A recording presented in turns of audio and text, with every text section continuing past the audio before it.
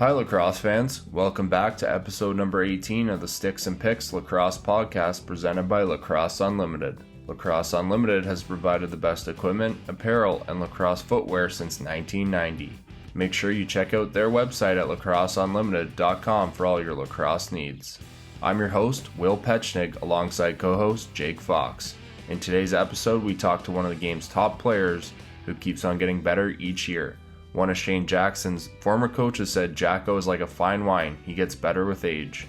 He shares his story about his lacrosse journey and talks about adversity he had to face early in his junior career to help shape him into the person and player he is today.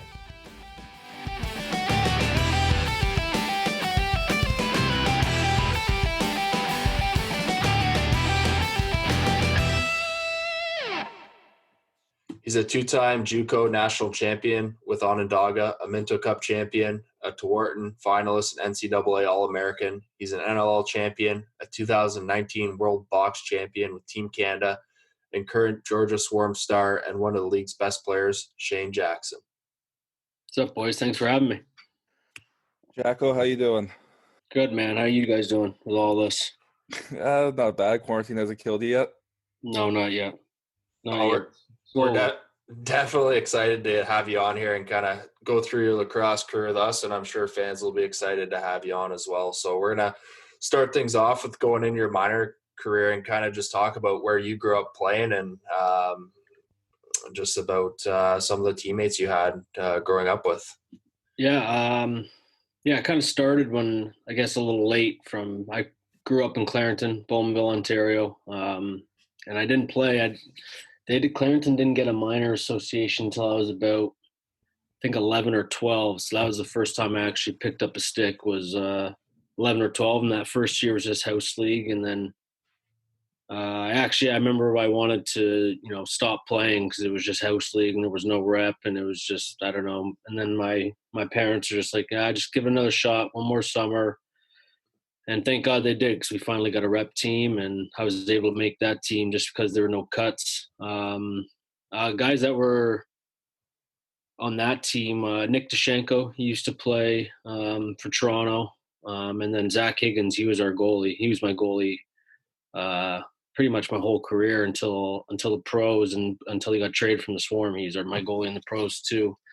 There was just a couple names there. And then we pretty much that team grew up all the way up to midget, and we got better and better each year. And then we finally won the B2 provincials. It was so basically C. We won the provincials that year, and then we went all. And then it was our junior year. So yeah, it was great. Minor, our coaches, Randy and Jay Richards, they both played for the Redmen. Jason Richards, he won a Man Cup, a Minto Cup with the Whippy Warriors and the Brooklyn Redmen. So I was fortunate to have guys that actually played the game, and they were able to teach us a lot. So we were very grateful to have them as our minor coaches. Yeah, no, for sure. And you said it there. You grew up and had a lot of great coaching, and you kind of went on to a successful junior career, and you ended up starting with the Green Gaels. And I hold them very close to my heart, and they have a slogan, FHPT, that means a lot to the players and alumni that have gone through there. Can you kind of talk about what it was like playing for the Gaels and what FHPT means to you? Yeah, I mean, growing up, Clarenton Minor, we were the oldest group to start the Clarenton Minor, and going to the Gaels games, and they were really good. They won the Founders Cup in 2002 and 2004, so they had a great team and a lot of great players, and we used to love going to those games on Thursday nights. And growing up in Bowmanville, you just wanted to be a part of that. I remember going to the games when they're playing Akwesasne in the playoffs, and those games were Garnet B. Rickard was just packed, and I just remember those games vividly and just wanted to be a part of that someday. And after my minor career, it was time to go to junior, but I didn't really start in junior because I got cut. My first year I got cut, so I had to play intermediate, and intermediate back then, it was not I guess it's basically junior C now, but intermediate back then, it was basically you get to the hotel for the tournaments, and then you fill up the bathtub full of beer with all the older guys. I was 17. We had a bunch of 21-year-olds that, they were just playing just to do something. So they took those tournaments as party trips, and it was a bit of a lacrosse wasn't too good, so I wanted to. I just wanted to get better that year and keep improving at lacrosse. Hopefully, make it the next year, which didn't go out as planned because I got cut again. So my first 2 years of junior, I basically played intermediate, and I didn't really become a full junior player for the Gales till my third year of eligibility. And that year we went to the Founders Cup, but I think we became the first Ontario team to ever lose in the Founders Cup final to a Alberta team. So, a bit of a sour taste to the end of my Gales career, but I hold those times dear to my heart, just to be able to put on that jersey, and growing up in the same town, being able to play for that team with Jason Crosby as the coach. I always wanted to play for him, being in minor, and he taught me a lot about working hard, and basically how to play the game and play the right way. So I hold a lot of my attributes right now. I can thank Cros for what he taught me, and looking back, I really wish we could have won that Founders Cup to add to the Gales history, but didn't go that way. But just to be able to say I threw on the jersey and was able to have a good career there was just something special. You worked your way up, obviously, ended up playing for Whitby Junior A and won a Minto in 2011. You guys had a pretty stacked team and played with a lot of guys now. Some of the guys you're playing with pro still. Talk about that team and what really made you guys that championship caliber. Yeah, that team was, looking back, there's a lot of us that played in the NLL.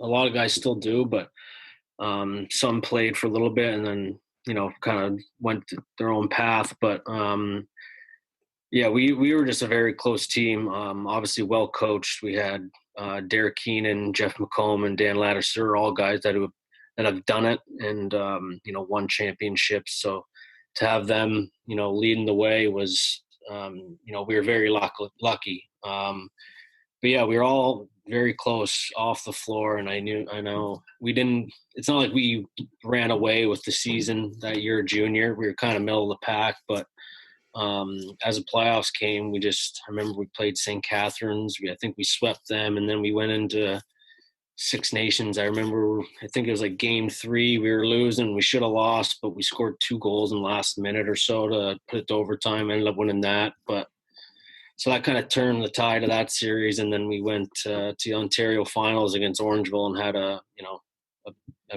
big battle against them. Went to 7. I think we won by 1, and they almost scored with an end.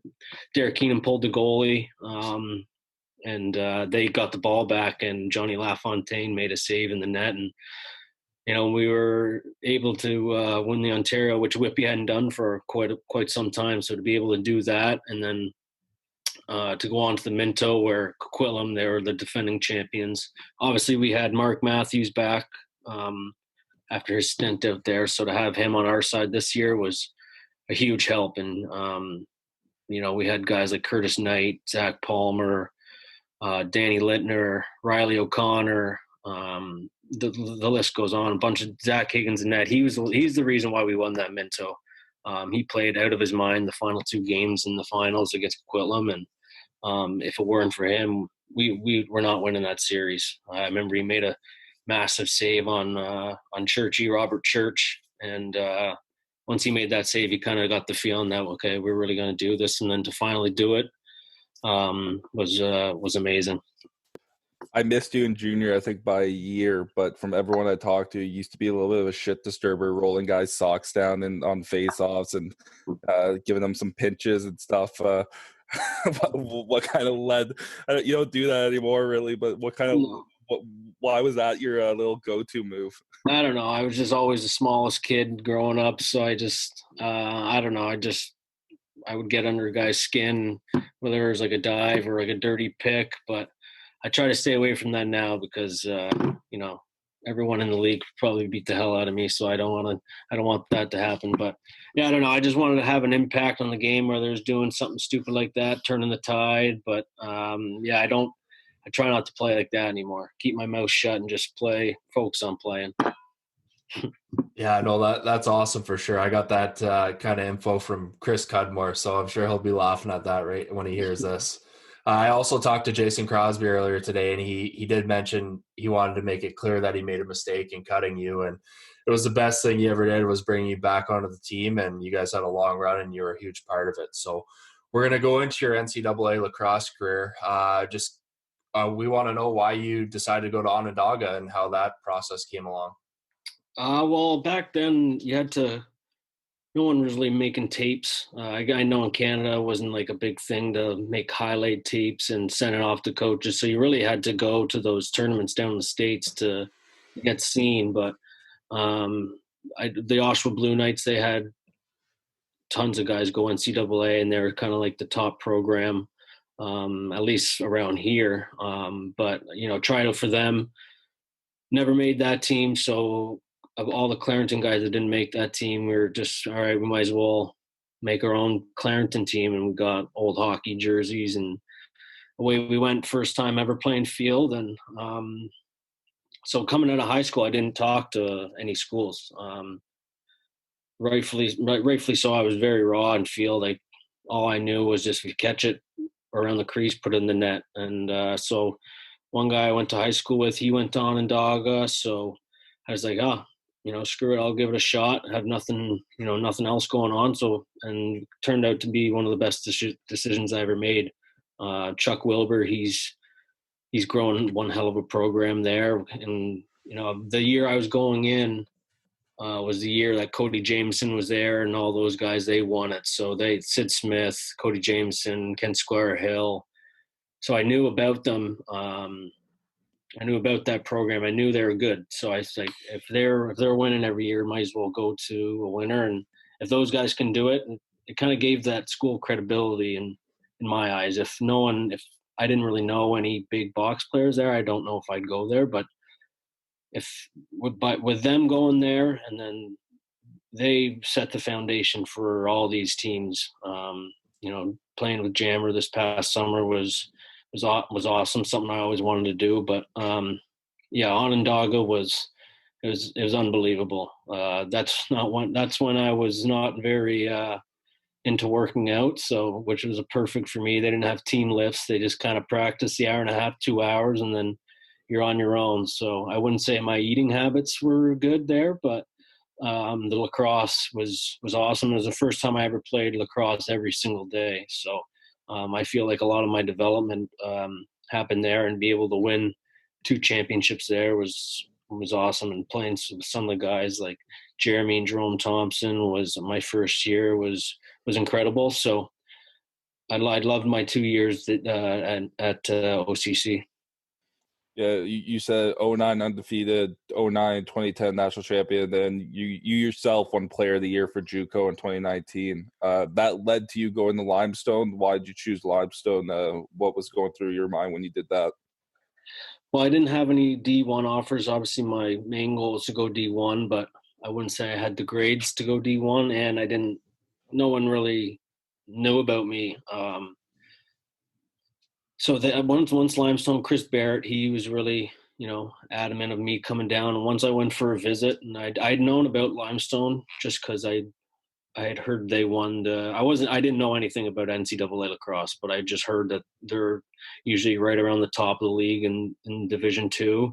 And once I went down on a visit, I just had that feeling that I liked it. It was just, there were guys like Tor Reinhold, Riley Lowen, Jackson Decker, Jeremy Sorelio, they're all BC guys.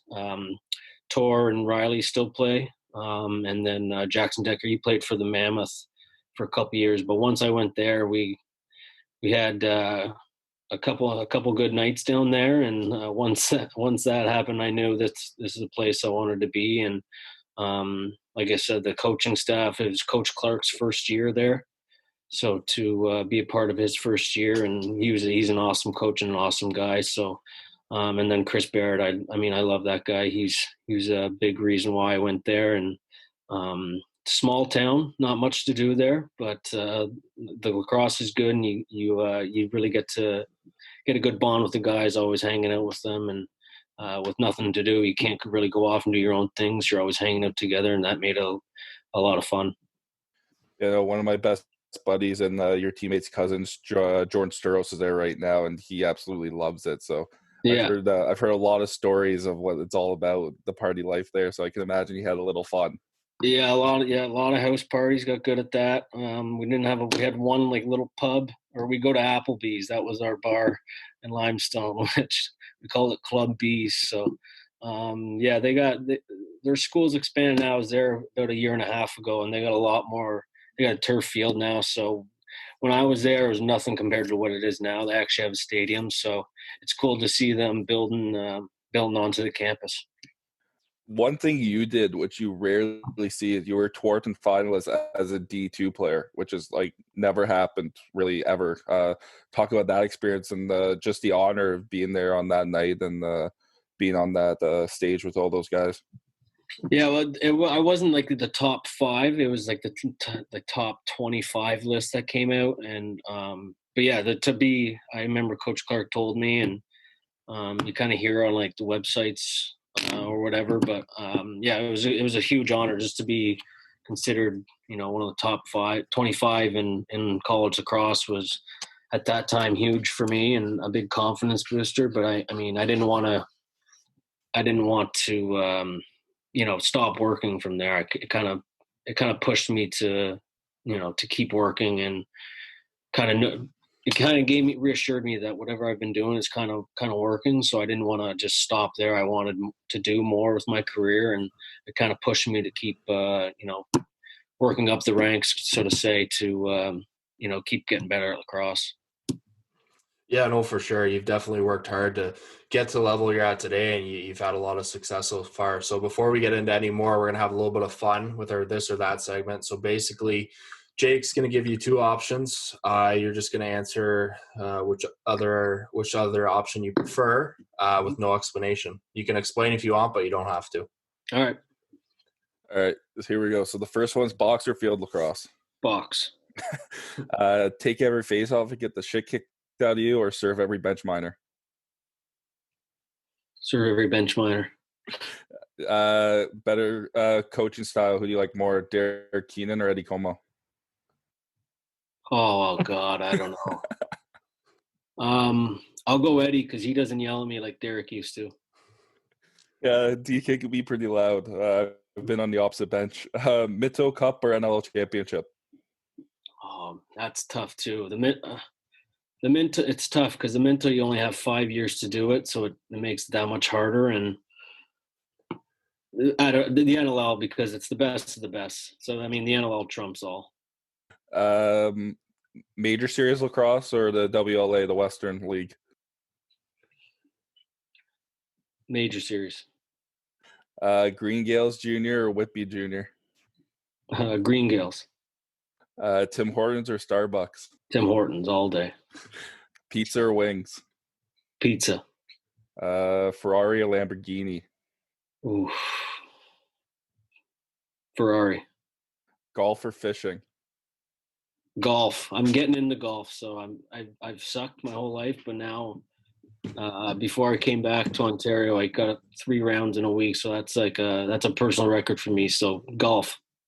And then lover or fighter? Oh God, lover. That's awesome. We're gonna get into your NLL career here. We're gonna take you back to draft day in 2012. You're drafted 4th overall to Minnesota. Can you kind of tell us what that day meant to you and your family? Yeah, that was awesome. It was the last time. It was at the Fairmont Hotel in Toronto, I think it's called. So that was awesome.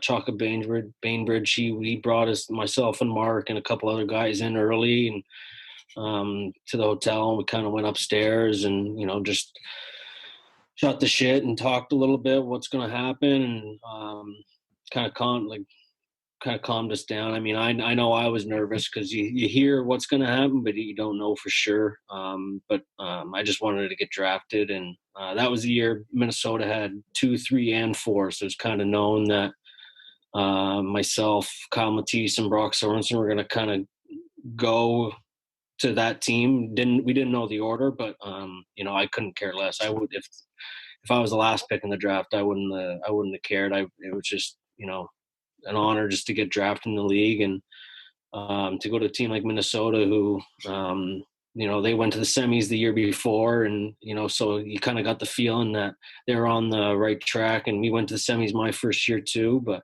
and we had a lot of great guys playing with guys like Ryan Benesh, Andrew Suter, Mackey, who's still with us, Corbin Tal, Kyle Matisse. So the list. I loved my time in Minnesota, and I loved living there. I wish they still had a team. You mentioned it. You guys had the second, third, and fourth going Brock, Kyle Matisse, and then yourself. Was that the wrong order? Do you think maybe? Nope. I think it was the perfect order. The order was fine with me. All right, I just wanted to see maybe drop Rocky down. No. I love both those guys. I wouldn't say a bad thing about them at all. How was playing in Minnesota, that fan base? Obviously, you guys are in Georgia now, but what's kind of what you see as differences or similarities to the two fan bases? Well, Minnesota, myself and Alex Krepensek, we lived there for 2 years, and it honestly feels like you're just in Canada there. I mean, it's just as cold, and everyone loves hockey just as much. So it's kind of, I feel like a lot of people that understand hockey kind of understand box lacrosse and like the speed of the game, and it's in the hockey rink, and we would average around 10,000 fans a game. I think the highest that I was there, we had like 15,000. So the atmosphere there was unbelievable, and you go around town, like people would know you and know the Swarm and what's going on about the team and how they're doing. So it was very cool to have that. And Georgia, it's tougher because the game's newer, right? No one really knows box across. A lot of kids play it, but not many kids play box down there. But I would say this past year, I'd say our crowds have gotten a lot better. Probably the best year that since we've been there, and it just shows that people are hearing more and more about the Swarm, and the games are awesome to watch. The league's awesome to watch. So hopefully we can continue to grow it down there and keep the fans coming. You guys ended up winning the NL title in 2017. Talk about what that meant to you and your team, and just overall the that feeling. Yeah, I mean the NLL I grew up watching, so it's the highest box lacrosse league in the world, and to be able to win in the highest level, and some of the names that haven't won, and they're Hall of Fame players, and it just shows how hard it is to win. You need to be lucky to be on a great team with everyone, wanting that championship. And that year it was just something special about that year. We had a year under our belt with Eddie, and we had our draft class that year was awesome. Brian Cole, Leo, Connor Sellers, and they came in, they fit in right away. And it just, all the pieces just seemed to kind of come together that year. And I mean, I remember we did absolutely everything that year. That was the first year we did our team trip down to Nashville, and every year that trip, some good bonding down there, and that really brought us together. And yeah, especially towards the end of the year, we went into the playoffs really hot, and I think that's one of the biggest factors you need to win a championship. You got to be playing the right way at the end of the year, and you got to be happy with how your game is going into the playoffs, and we really were, and I don't think we lost in the playoffs. So it just shows that if you're feeling good as a team going into the playoffs, you can do anything. And in that final game 2, when we won it in Sask, that was a night I'll always remember.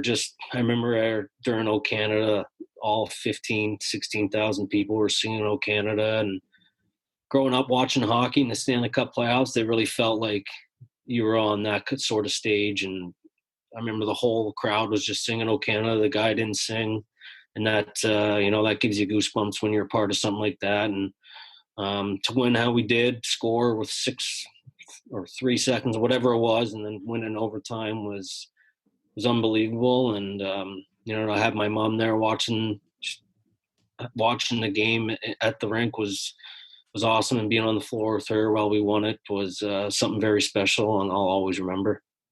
Yeah, the Riptide kind of stole your Nashville trip that you guys Georgia did. We did that this year too. It was Yeah. a lot of stories came out of that. It was a good time.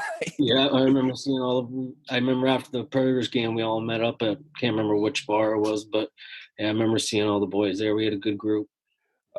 You moved into, now that you've been in the league for a few years, into more of a leadership role, with the A on your jersey now in Minnesota. Talk about what that means to you and developing into, a veteran in the league now.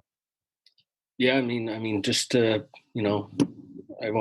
I first got drafted, I remember saying I don't want to just play a few years and then be out. I want to, actually be in this league a long time, and to be able to, myself, Mackey, Krepensek, and Nobes, we've kind of been on the swarm this whole time, and to do it, those guys, it's not just.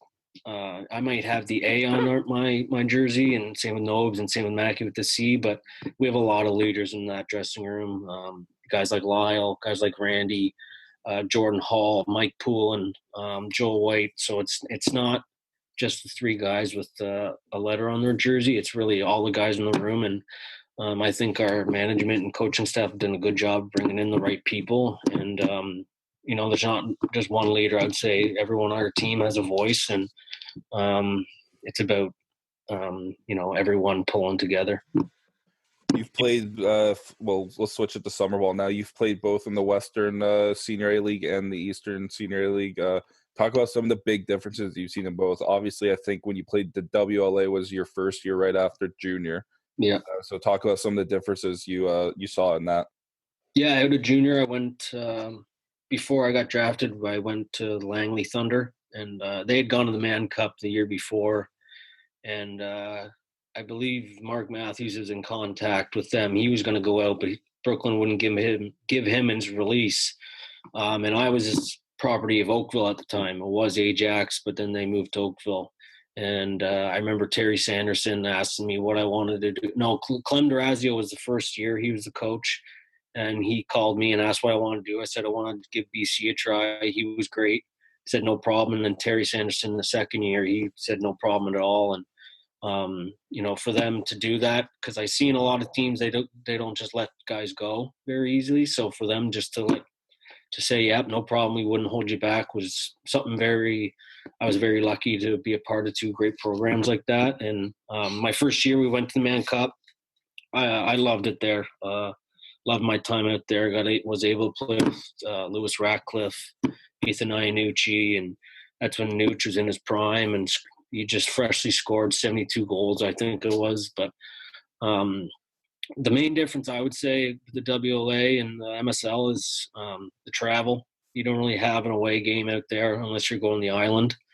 And I just find teams are almost kind of closer out there because you're able to do stuff. You don't have guys going every which direction. You don't have guys traveling in 2 hours, and some guys live in the area. Everyone kind of lives in the area, and they're able to do stuff after the game. So I'd say teams you're able to do stuff as a team out there. But I just think the competition of the players out in the Ontario loop is just better. A lot of especially the goaltending. I would say out here, every team out here has a high quality NLL goalie, and it just, as a shooter, it just makes it a little bit tougher, and it's better. And no knock to any of the WLA goalies out there. I just think there's more of them out in Ontario. I know Frankie's out there, Delbs is out there, so they have very good goalies out there. But I just think you look at Peterborough, and every one of the guys on the team is in the NLL and or one. We could have how many world class players on that team, and the WLA just doesn't have that right now. Especially in the past couple of years. I would just say that's the main difference. The caliber lacrosse is still great on both sides. I just think as a shooting standpoint, being out in Ontario, goalie-wise, is the biggest difference. Like you said, you started with Ajax, which is now Oakville, came over to Brooklyn, and then last summer was shipped out to Six Nations. Talk about your experience playing on the Revs and Six, and some of the the Chiefs are really important to that community, and talked about what that was like. Yeah, I loved it.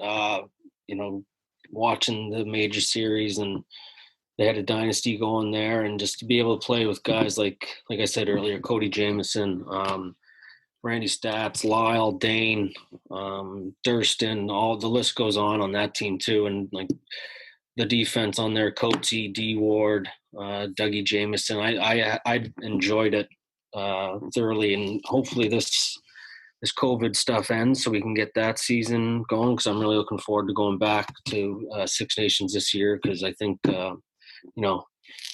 we with a year under our belt, everyone together and going back and knowing all the guys, it'll make that second year easier, and hopefully we can win the whole thing this summer. Yeah, I don't know. BLC's coming for you, bud.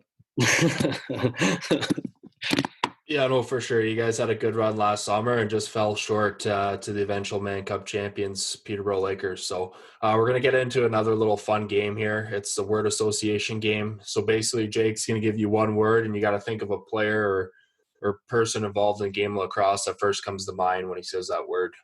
All right, cool. All right, your first word is fast. Like running or quickness, like dodging, anything. You pick. Fast would be that Shane Simpson kid on Calgary. Yeah, geez, he is. Physical. Paul Dawson.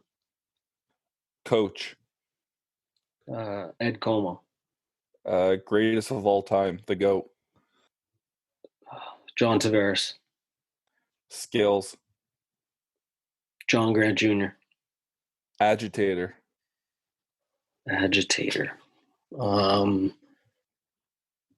Oh God, Randy Stats. Defense. Dan Coates. Goals. Curtis Dixon. Playmaker. Mark Matthews. Hilarious. Dane Doby. Lazy. Lazy. God. We'll go Randy Stats again. Last one I'll do is Jackass. Alex Krepinsak. That's awesome. We're going to talk a little bit about your MLL career. Can you kind of talk about the difference from the jump from Limestone all the way into the MLL? Yeah, I mean, I played one game out of college for the Charlotte Hounds, and then I went up to BC, and I wasn't worth the flight, so that my Charlotte career was over right then and there. And then I kind of took a 3-4 year hiatus from field, and then the Atlanta Blaze brought me in, played a game, and then they didn't want to bring me in anymore, so they shipped me out. And then with all the guys going back to PLL, I was able to hop on back with the Blaze and play a more prominent role this past summer. And that transition was easy to play with Brandy, Brian Cole, Tommy Palasek, and then we got Mark later on in the year. So it was kind of a seamless transition, just because they're such great guys and such great players that it was kind of a team that didn't need one guy. We kind of let the ball do the work, and anytime you're on a team like that, it's a lot easier to play, because if you've seen me in field, I'm not really a dodger, so I'm not going to be creating my own space out there. I'm more of working with the guys around me, and finding those off ball lanes and trying to get open that way to find success. But hopefully, like with this whole thing going on, hopefully we can get that season going too, because I think now that we're in Philadelphia, we have a lot of the same guys coming back, and we've added some new pieces. So I'm looking forward to that this upcoming season. I believe they call it with your Hounds the 1-day gear contract. Just get a bag of gear and go home. Yeah, that's literally what I got. One of the only teams to actually give me a bag, though, so I still have the bag. So that was really cool of them and nice of them. It was my athletic director, too, at Limestone. He was the coach, so made a little more, bit of a sting to let me go. That's awesome. We're gonna go into your Twitter creep here. Usually we do some funny tweets because, as you know, a lot of lacrosse players have great personalities on social media. The first one we have is a little more serious. It's someone who was really close to me as well. On October 8th, 2017, you tweeted, "Kenny, you'll be forever missed. Hashtag Jammer Jelly." Can you kind of talk about who Kenny was and explain his maybe jam story if you know what it's about? Kenny was he was a trainer. I remember being 6 years old and going to Bowmanville Eagle games, and he was the trainer, and he would do the junior A hockey Eagles in the winter, and then he'd be the Gales trainer in the summer, and he'd done that for God knows how many years. Must have been 40 or 50 years. So he was kind of a guy that even when I was 6 years old, I kind of recognized. And then to him be my trainer for the Gales, he was just an unbelievable person. He'd do anything for the team. He was always sitting there cracking jokes. And I don't know if I can tell the Jammer Jelly story on air, but he would always come back on the bus and crack a joke whenever he walked by, and he was just a joy to be around. And him and Mikey Bryant, they had they were kind of the tandem for a lot of years. So to lose Kenny was a tough day, and I miss him a lot. Yeah, no, for sure. And I still every day I carry his ring with me around, and it's his 2004 Founders Cup championship ring. So I'm lucky to have it, and he definitely left his mark on my life, and I'm forever grateful to have met him. The next tweet we'll get into is October 25th, 2015. You tweeted, "Only two types of temperatures on an airplane, Antarctica or cremate. There's no in between." Can you kind of explain your flight history? Oh well, it hasn't changed. When was that? 5 years ago? Yeah. Airplanes have not changed. There's no happy medium. It'll be in the middle of winter and they got the AC cranked, it seems, and it's the middle of summer and they got the heat cranked, and it's just a lot of the times you're not comfortable, and especially thank God I'm a little guy and I'm not taking up too much space in those seats, so I can kind of get comfortable. But the temperature, it was the honest truth. I remember sitting on a plane and I tweeted that, and I don't do much tweeting. I try to, if I do tweet, I kind of make it and a funny tone, or remembering someone. So I think that might have been my last funny tweet.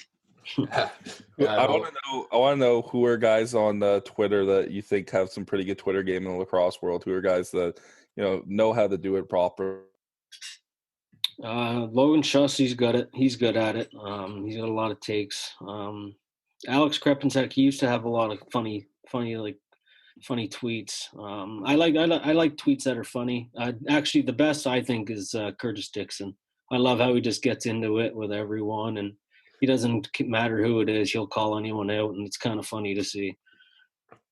Oh yeah, for sure. You got into it with McMichael the other day. Speaking about McMichael, you got any funny stories about that guy from playing with him?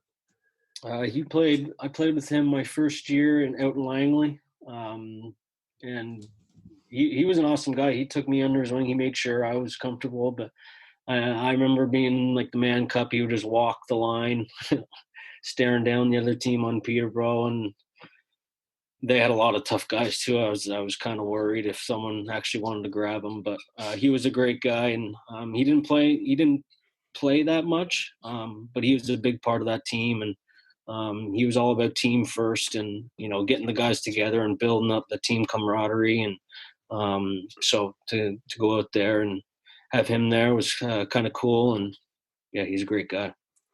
Oh yeah, Uncle Frick will definitely love that shout out from you. So I do have one story from Chris Cudmore here. He wants you to talk about Founders in Calgary, how you almost missed the bus. Kind of go through that story. How I almost missed the bus? Yeah, you and Steve Borden. Was it after we lost and we were home? I think so. You guys were on the way to an airport and you found a passport in a vending machine in the lobby. I don't know if I remember that one. I must have been half in the bag still from either losing and the boys going out that night. I honestly I can't remember. Was it? I wonder if it was before leaving for the Founders or after it. He basically just told me that he wanted me to ask you about the time when you almost missed the bus going from Calgary to the airport back to Toronto. He said you and Borden almost missed it, and you guys couldn't find his passport. Then you eventually found it in the lobby in a vending machine. Oh God, yeah. It was. It must have been a long night after we lost. We were, like I said, first Ontario team never lose, so we were trying to forget about that game. And that sounds like Stevie B to lose his passport. I don't. One thing I haven't lost is my passport, but that sounds like a Stevie B story to lose his passport and find it in a vending machine trying to grab a Pepsi or something. That's great. All right, we're going to get into our play until the whistle segment here. As you know, there's been a lot of abuse towards lacrosse officials in the last few years. We're going to ask you who your favorite lacrosse referee is and why. I like Mark Gordonio or Chico. I don't even know Chico's real name, but Mark Gordonio I like a lot.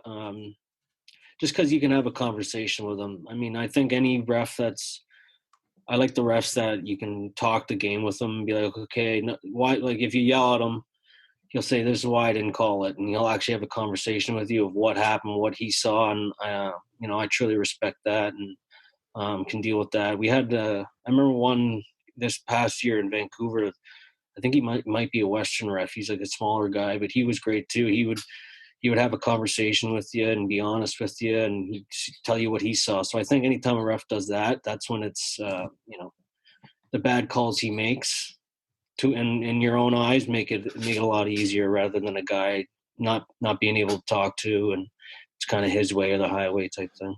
Yeah, exactly. And other than communication with the officials, between the officials and players, do you think there's anything else that we as players could do or even coaches could do to limit the abuse towards the officials?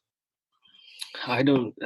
That's tough because a lot of guys are passionate, and a lot of guys are. Well, I feel like a lot of guys will yell at the ref, but it just stays on the floor. You don't see too many times it boil over to off the floor, and a lot of times we see the refs in the airport and or at a restaurant after the game and stuff like that. So I mean, as long as you're not crossing the line and you're keeping it like in a competitive sense and just leaving it towards the game, you're not getting personal or anything like that. I think I think we do a good job of that. But I as I've gotten older in my career here and been in the league a lot of years, I try to stay off the refs because it's a lot of wasted energy. I try to just keep the coaches, let the coaches do that. But I'm not saying I don't ever, the wires don't cross and I just yell at them, but I've tried to limit that and let other people do the talking. Yeah, exactly. We really do appreciate you coming on here today and talking to us, and wishing you the best of luck in your future lacrosse career, and hopefully get to see you out on the lacrosse floor here soon enough. So we appreciate you coming on and talking to us. Absolutely, boys. Hopefully during the summer season, I see you guys around the rinks, and best of luck. Yeah, we're coming for you this summer. Perfect.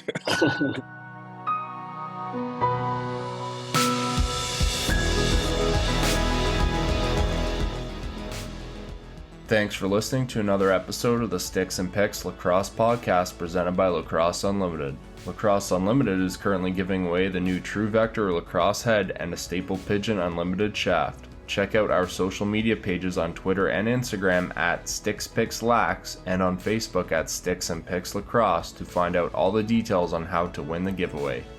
A huge thank you to True Lacrosse and Lacrosse Unlimited for their continued support in growing the game of lacrosse through sharing stories of current and former lacrosse athletes. If you're missing box lacrosse, you can watch Major Series lacrosse games every Thursday night, and they are also doing 50-50 draws with big pots each week. Check out majorseriesLacrosse.ca for all the details.